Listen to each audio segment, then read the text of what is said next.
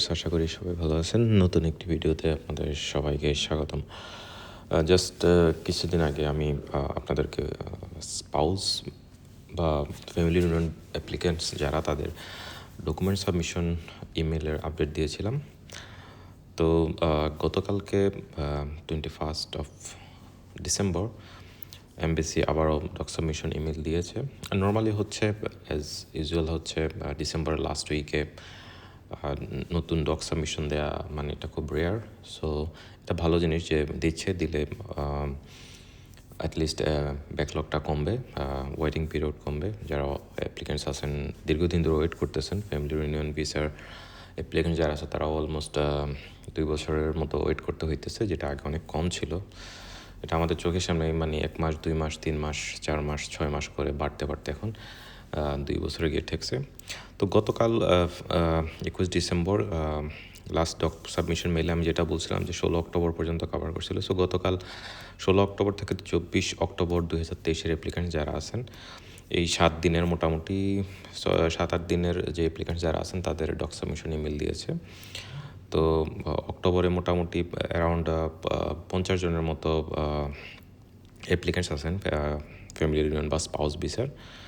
তো এর ভিতরে অলরেডি 24 অক্টোবর পর্যন্ত কভার করছে। আশা করি পরবর্তী ডক সাবমিশন ইমেলে অক্টোবরের পরে নভেম্বরের ফার্স্ট উইক যারা অ্যাপ্লিকেন্টস আছেন তাদেরকে কভার করতে পারে। সো তা আপনারা যারা ওয়েট করতেছেন আপনাদের মেক শিওর থাকবেন যে আপনাদের স্পাউস, আপনার হাজব্যান্ড যারা জার্মানিতে আছে, যে যার মাধ্যমে আপনি স্পাউস হিসেবে আসতেছেন, ওনার পেপারস যাতে আপ টু ডেট থাকে, কন্ট্রাক্ট, জব কন্ট্রাক্ট, ব্লক মানি, যাবতীয় রিকোয়ার্ড যে ডকুমেন্টসগুলো। কারণ যে কোনো মুহূর্তে এমবেসি হয়তো একটা লম্বা সময় ধরে ডকুমেন্ট সাবমিশন ইমেলের যে অ্যাপ্লিকেন্টস আছে তাদেরকে কভার করতে পারে। ধরেন নভেম্বরে পুরো সব অ্যাপ্লিকেন্টসের দিয়ে দিলেও মানে অবাক হওয়ার কিছু নাই। সো অ্যাটলিস্ট সব ডকুমেন্ট ইন হ্যান্ড রাখবেন। আসলে দীর্ঘদিন ওয়েট করার পরে যদি আপনি এই ডকুমেন্টসগুলো রাইট টাইমে সাবমিট করতে না পারেন, এটা আসলে আপনাদের জন্য ব্যর্থতা। তো আমি গত ভিডিওতে একটা পয়েন্টস শেয়ার করছিলাম, যেটা যে এমবেসি খুব দ্রুত ডিজিটাল সার্ভিস যেটা অলরেডি আছে সেটার অ্যাপয়েন্টমেন্ট সিস্টেম চালু করতে পারে। সো ইয়েস, আমরা আশা করতেছি আগামী 6 মাসের মধ্যে, অর্থাৎ 2026-এর জুন জুলাইয়ের আগেই আশা করি আমরা, যদি এমবেসি তাদের প্ল্যান অনুযায়ী আগায়, তারা নতুন পোর্টাল চালু করবে, তখন আর এই লম্বা ওয়েটিং পিরিয়ড থাকবে না। সো অলরেডি এটা আসলে আমাদের পাশের দেশ পাকিস্তান অলরেডি এটা চালু আছে, এবং অন্যান্য যে নেইবার কান্ট্রিগুলোতে যেখানে জার্মান মিশন আছে তারা বা এমবেসি আছে তারাও ওইখানেও এই সমস্ত এই নতুন সিস্টেম চালু করতেছে। আসলে এশিয়ান দেশগুলোতে একটু সময় লাগতেছে, তো এটা খুব দ্রুত চালু হয়ে যাবে। এটা আমরা ট্র্যাকে আছে, 2026 সালে এটা চালু হওয়ার সম্ভাবনা সবচেয়ে বেশি, এবং এটা আগামী 2-3 মাসের ভিতরে চালু হওয়ার সম্ভাবনাই সবচেয়ে বেশি। সো প্রিপেয়ার থাকেন এটার জন্য, তখন আসলে সব ডকুমেন্ট যাদের রেডি থাকবে তারাই এমবেসি ফেস করতে পারবেন। সো যাতে ইন ফিউচারে আপনাদের ডকুমেন্টসের কোনো ঘাটতি না থাকে সেই দিকে খেয়াল রাখবেন।